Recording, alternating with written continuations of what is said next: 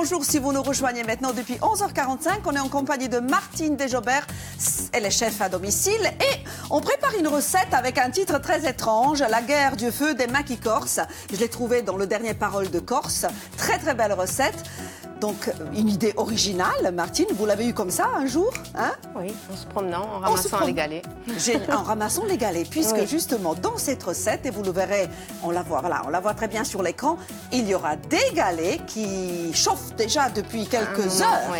Au four. Au four. Le four qui a été préchauffé à 300 degrés. Il faut que ça soit très très chaud. Puisque ça va cuire sur le galet. D'ailleurs, il faut se munir d'une bonne pince et pas essayer d'attraper avec des maniques ou quoi que ce soit pour pas se brûler. Eh oui. Voilà. Ouais. Et c'est pour ça qu'il faut le faire reposer sur d'autres galets. Regardez comme ça va être joli là. Est-ce qu'on peut montrer cette présentation sur laquelle on va déposer le galet et le reste par la suite. Alors on va montrer rapidement aux téléspectateurs qui nous rejoignent maintenant les ingrédients pour cette belle recette. D'abord une belle pièce filet de veau. Du filet de veau, du sel à la népita, du sel à la noisette, des langoustines, un mélange de mâche et de roquette, des cèpes, des betteraves façon pickles, de la moutarde à l'ancienne à la myrte, de la moutarde aux herbes du maquis et de la moutarde à la noisette. Toutes ces moutardes, tous ces produits, ce sont des producteurs locaux, voilà, donc vous travaillez avec eux et on les trouve facilement dans nos petits commerces partout maintenant. On attaque, donc on a découpé quelques pièces, quelques tranches fines voilà, de filet de veau. Oui, avec un couteau. Un filet de sol, de préférence, c'est mieux pour pouvoir couper beaucoup plus fin. Et je vous laisse expliquer la suite. Alors ensuite, on prend du papier sulfurisé, qu'on taille à la taille de la petite natte qu'on se sert généralement pour rouler des sushis. Oui, c'est japonisant tout ça. Hein. Voilà, d'où les maquis. M-A-K-I-S. Voilà. Ensuite, sur le papier, on verse un petit peu d'huile d'olive. Et là, l'artiste travaille. Regardez-moi ce pinceau, s'il vous plaît. Là, on l'étale bien. Les filles au maquillage vont vous le voler, Martine, le pinceau. Non, je ne le donne pas. Ensuite, on dispose la viande dessus. Finement coupée. Finement coupée. Ah, on vous regarde. Hein. Ah, on aligne. Oui, il faut bien aligner, il faut bien que ça se chevauche parce qu'elles vont s'imbriquer, les petits bouts là, les uns dans les autres. Très bien. Donc c'est du veau corse. Oui, c'est mieux. Oui. D'ailleurs, on le voit à la couleur. Bien sûr, rouge. Voilà. Et comme il y aura aussi des petites langoustines, on note le petit mariage terre-mer. Oui, terre-mer. Ça se marie très bien. Hein. Le veau se marie très bien avec les langoustines, non? Oui. Et aussi, là, j'en ai des crues et des cuites parce que c'est selon les goûts. À l'intérieur, on peut mettre soit la langoustine légèrement snackée, soit de la langoustine crue. Ah, d'accord. Et cette petite assiette de présentation que vous avez eu la gentillesse de préparer avant l'émission, c'est le résultat. Avant cuisson. Mais on peut le manger cru, vous êtes d'accord? On peut le manger cru sans problème. En revanche, on évite les sauces parce que vous dites là, ça fait peut-être un peu trop. Oui, parce qu'après, ça fait trop. Déjà, ça dénature tous les goûts parce que c'est des petits mélanges subtils par rapport aux moutardes aromatisées. Donc, si en plus on va rajouter encore d'autres saveurs avec des sauces, et en plus, je trouve que c'est beaucoup plus sain. Comme c'est juste grillé sans. La seule matière grasse, c'est l'huile d'olive en dessous.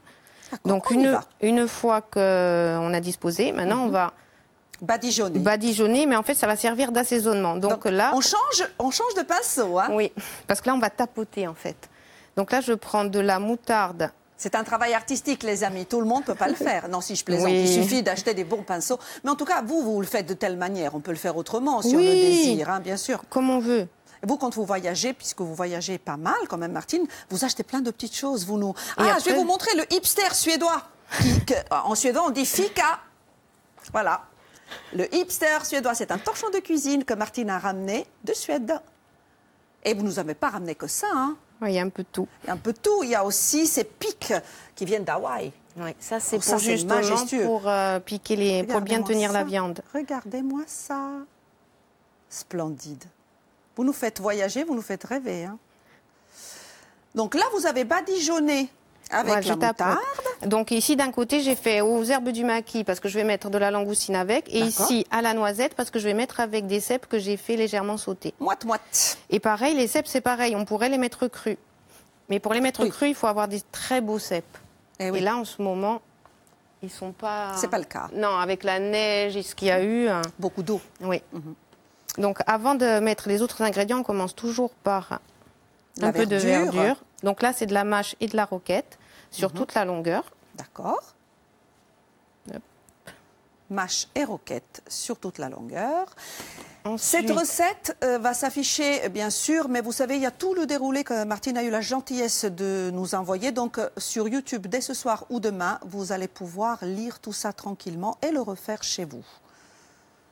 Ensuite, donc là, du côté partie avec de la langoustine et là, une partie avec des cèpes.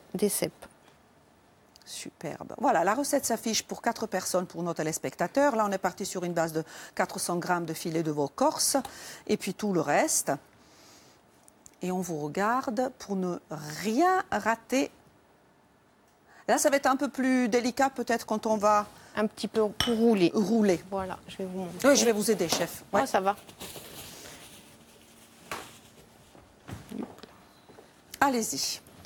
Alors là, vous attrapez la natte en même temps que le papier sulfurisé. Et on serre. Oui, il va falloir aller Il faut serrer un petit peu, oui. hein. D'accord. Là, par contre, le papier reste à l'intérieur et vous tirez seulement la natte. La natte. Ah oui. Il faut peut-être un peu d'exercice avant de... Peut-être qu'on peut le rater la première fois et puis... Oui, il faut s'y reprendre. Il faut s'y reprendre, ouais. Après, si vous loupez un peu, si vous voulez ne pas tout redéfaire, vous prenez tel quel le morceau, vous le mettez 10 minutes au congélateur. Et ça se tient tout ça va se retenir et après, vous n'avez plus qu'à faire comme ça. Très bien. Redérouler. Magnifique. Martine, il nous reste 4 minutes. Oui, il faut tailler. Très bien. Mais... superbe. Voilà. Une fois que c'est comme ça, par contre, c'est là où ça devient délicat. D'accord. Qu'il faut un bon filet de sol parce qu'il ne faut pas appuyer. Ah oui. Voilà. Sinon, on écrase. Sinon, vous écrasez tout. En fait, il faut faire comme ça. Pendant ce temps-là, au four, les galets sont chauds. Je vous rappelle, on a préchauffé notre four à 300 degrés. On a commencé très tôt ce matin, à 9h30. Et les galets sont vraiment, vraiment très, très chauds pour pouvoir cuire très rapidement nos maquis sur les galets.